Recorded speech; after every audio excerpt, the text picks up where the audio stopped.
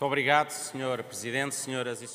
September অভিবাসী আইন ঘিরে উত্তপ্ত হয় পর্তুগালের পার্লামেন্ট। জুলাইয়ে প্রথমে প্রেসিডেন্ট ও পরে সাংবিধানিক আদালতে প্রত্যাখ্যাত হওয়ার পর আংশিক সংশোধন করে আবারও পার্লামেন্টে তোলা হয় বিলটি। শেষ পর্যন্ত সংখ্যাগরিষ্ঠ ডানপন্থী আইন প্রণেতাদের ভোটে অনুমোদন পায় নতুন ফরেনার্স ল বা অভিবাসী আইন। আইন পাশ হওয়ার সঙ্গে সঙ্গেই করতালির মাধ্যমে উচ্ছ্বাস প্রকাশ করেন ডানপন্থী এমপিরা।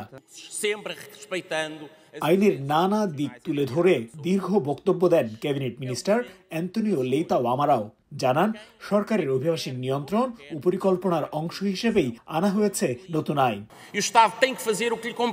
দায়িত্বজ্ঞানহীন অভিবাসন নীতির সময় শেষ। আমাদের আরও পদক্ষেপ নিতে হবে। রাষ্ট্রকে তার যথাযথ ভূমিকা পালন করতে হবে। পর্তুগালের সক্ষমতা অনুযায়ী অভিবাসন নিয়ন্ত্রণ করতে হবে। নতুন ফরেনার্স ল তার একটি পদক্ষেপ মাত্র।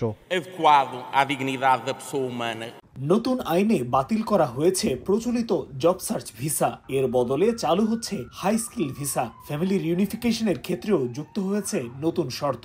রেসিডেন্স কার্ড পাওয়ার পর বিবাহিত না থাকলে পরিবার আনার আগে অপেক্ষা করতে হবে 2 বছর, আর বিবাহিত হলে 1 বছর। তবে অপ্রাপ্তবয়স্ক সন্তান বা ডিপেন্ডেন্ট থাকলে তাৎক্ষণিকভাবেই আবেদন করতে পারবেন তারা। তবে পরিবারের সদস্য আনতে নিজের নামে আবাসন, নির্দিষ্ট আয়ের প্রমাণ সহ নানা কঠিন শর্ত পূরণ করতে হবে।